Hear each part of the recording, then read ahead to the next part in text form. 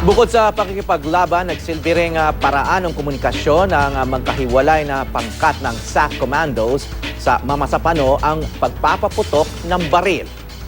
May news to go si Michael Pahati. Sa kwento ng isang survivor na SAF Commando sa mga huling oras ng mga napasla na kasamahan, sa likod ng dumog ng mga bala mula sa kalaban sa iba't ibang direksyon, wala nang paraan para sa komunikasyon kundi ang pagpapaputok na rin ng baril. Every time na lalakas yung putukan, china-challenge namin yung 50-50. Kung sumasagot pa sila sa challenge namin, meron kaming challenge para sumagot sila sa putok. Kami nag-uusap. Nung sumasagot pa yung 50-50, medyo high moral pa rin ako. Ayon kay retired General Junicio Santiago, isang veteranong mandirigma at dating AFP chief, hindi matatawaran ang intindihan ng mga magkakapatid na magkakasama sa training at digmaan. Kaya maging ang putok ng baril, maaari raw makapag-usap o makapagbigay ng lakas ng loob sa isa't isa. Sa tagal nyo magkakasama, parang yung sabi mo, nagkakaamuyan na kayo, body kayo matagal. Sa training, 6 months yan eh. 6 months, almost yung lalo special forces, ano?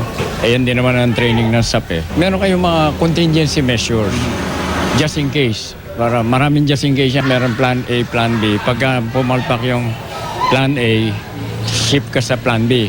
Bukod din daw sa paghimok sa kasamahan na lumaban pa, sabi ng PNP, may mga tactical indicators din ang mga coded gunfires na ito. Mga paramdam nila sa isa't isa, considering na nagkakaamuyan naman sila o nagkakakilala ng mga klase ng baril.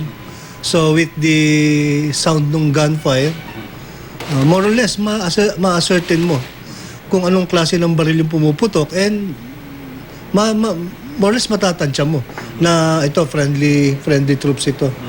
Then with the direction ng sound, pwede mong iparating sa mga kasama mo. Once na-establish na galing nga sa inyo yon, may establish din kung nasaan kayo, kung kaano kalayo, anong general direction. Ang karaniwang paraan para malaman kung kalaban o kakampi ang nakakaharap po sa dilim o nakakubli ay ang tinatawag na de-conflict calls o challenge calls na may kakibat na tamang sagot. May designated kami mga password. For example, the challenge, di ba? Icha-challenge kita, sabihin mo GMA7 ang challenge mo.